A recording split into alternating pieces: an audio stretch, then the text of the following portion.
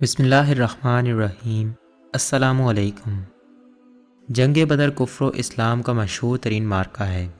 17 رمضان 2 ہجری میں مکہ اور مدینہ کے درمیان مقام بدر میں یہ جنگ ہوئی۔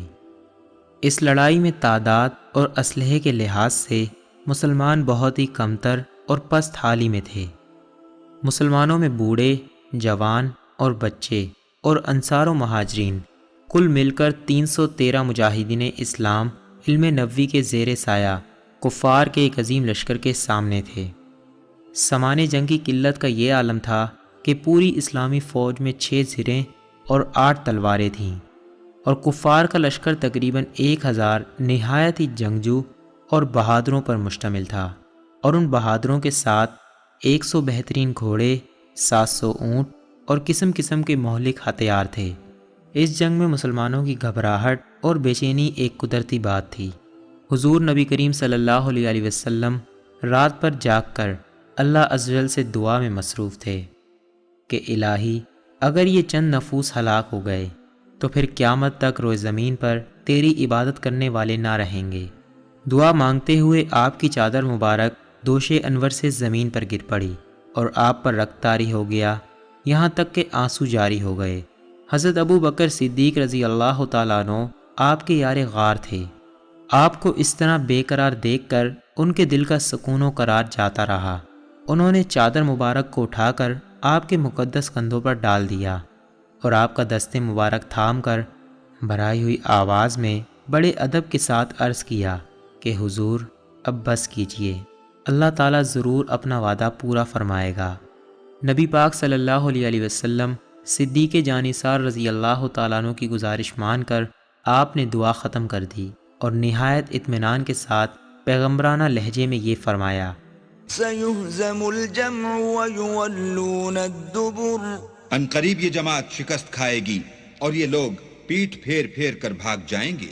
صبح کو حضور علیہ الصلاۃ والسلام نے آیات جہاد کی تلاوت فرما کر ایسا ولولہ انگیز واز فرمایا کہ مجاہدین کی رگوں میں خون کا قطرہ قطرہ جوش و خروش کا سمندر بن کر طوفانی موجیں مارنے لگا، اور آپ صلی اللہ علیہ وسلم نے یہ بشارت دی کہ اگر صبر کے ساتھ تم مجاہدین میدان جنگ میں ڈٹے رہے تو اللہ تعالیٰ تمہاری مدد کے لیے آسمان سے فرشتوں کی فوج بھیج دے گا۔ چنانچہ 5000 فرشتوں کی فوج میدان جنگ میں اتر پڑی، اور دم زدن میں میدان جنگ کا نقشہ ہی بدل گیا۔ حضرت علی رضی اللہ تعالیٰ عنہ مہاجرین کا جھنڈا لہرا رہے تھے، اور حضرت سعد بن عبادہ رضی اللہ تعالیٰ عنہ انصار کے علم بردار تھے۔ کفار کے 70 آدمی قتل ہو گئے اور 70 گرفتار ہوئے، باقی اپنا سارا سامان چھوڑ کر فرار ہو گئے۔ کفار کے مقتولین میں قریش کے بڑے بڑے نامور سردار جو بہادری اور سپہ گری میں یکتائے روزگار تھے، ایک ایک کر کے سب موت کے گھاٹ اتار دیے گئے، یہاں تک کہ کفار قریش کی لشکری طاقت ہی فنا ہو گئی۔ مسلمانوں میں کل 14 خوش نصیبوں کو شہادت کا شرف ملا، جن میں 6 مہاجر اور 8 انصار تھے، اور مسلمانوں کو بے شمار مال غنیمت ملا جو کفار چھوڑ کر فرار ہو گئے تھے۔ اللہ تعالیٰ نے جنگ بدر اور فرشتوں کی فوج کا تذکرہ قرآن مجید میں ان لفظوں کے ساتھ فرمایا ہے، اور اللہ نے جنگ بدر میں بھی تمہاری مدد کی تھی جبکہ اس وقت بھی تم بے سر و سامان تھے، بس اللہ کی نافرمانی سے بچو تاکہ شکر گزار بن جاؤ۔ جب تم مومنوں سے یہ کہہ کر ان کے دل بڑھا رہے تھے کہ کیا تم کو یہ کافی نہیں کہ تمہارا پروردگار 3000 فرشتے نازل کر کے تمہیں مدد دے؟ ہاں، کیوں نہیں؟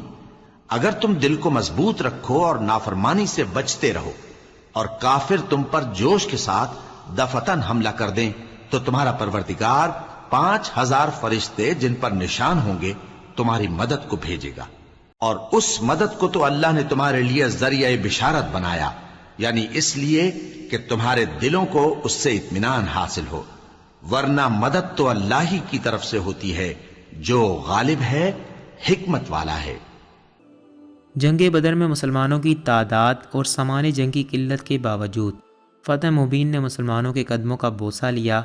اس سے یہ سبق ملتا ہے کہ فتح کثرت تعداد اور سامان جنگ کی فراوانی پر موقوف نہیں، بلکہ فتح کا دار و مدار نصرت خداوندی پر ہے کہ وہ جب چاہتا ہے تو فرشتوں کی فوج آسمان سے میدان جنگ میں اتار کر مسلمانوں کی امداد و نصرت فرما دیتا ہے، اور مسلمان قلت تعداد اور سامان جنگ نہ ہونے کے باوجود فتح مند ہو کر کفار کے لشکروں کو تہس نہس کر کے فنا کے گھاٹ اتار دیتا ہے۔ مگر اللہ تعالیٰ نے اس کے لیے 2 شرطیں رکھی ہیں، ایک صبر اور دوسرا تقوی۔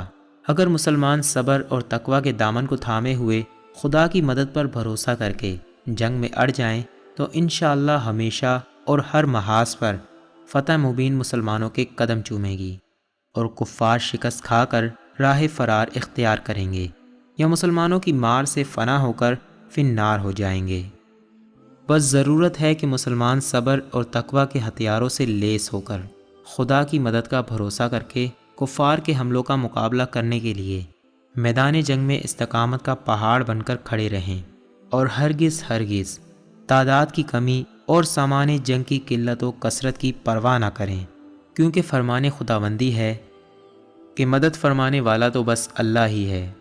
سچ کہا ہے کہنے والے نے، کافر ہو تو تلوار پہ کرتا ہے بھروسہ، کافر ہو تو تلوار پہ کرتا ہے بھروسہ، مومن ہو تو بے تیغ بھی لڑتا ہے سپاہی۔